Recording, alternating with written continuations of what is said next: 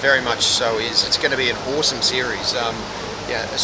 India, I feel that they've certainly got the team now and the firepower to be able to really give Australia a huge challenge at home. I know the last time they met in Australia, India played very, very well.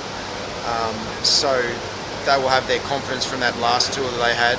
But just knowing the firepower that India do have with bat and ball and how they continue to come together, Australia are going to have to be at their very, very best to be able to win that series. It's going to. I think some of the cricket's going to be played during that series could be as good a cricket we've seen for a long, long time with the calibre of players that are playing in it, and they are all at their very, very best right now.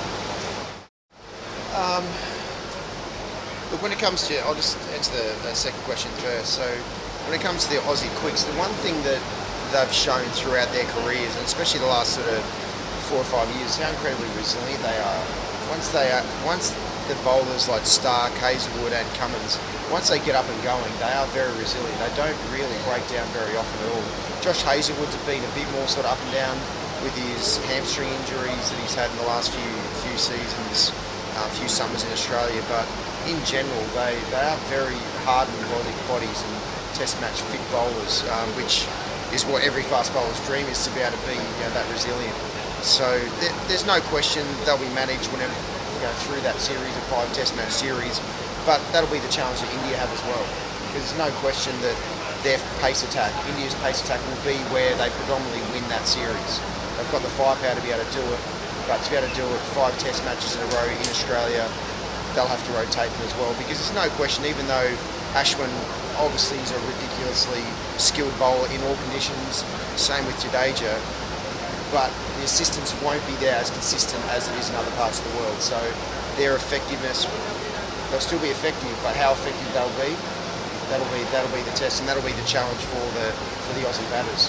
When it comes to the opening batter, look, Steve Smith made the call to be able to go and open, and I think he should stay there. Cameron Green came in and batted at number 4 and did a brilliant job. His 100 that he got in New Zealand was something very special, and he's the perfect number 4 candidate now with the future moving forward.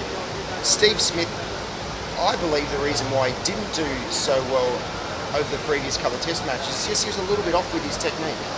Just a little bit off. To see him getting out a couple of ways, which I've never really seen him get out before.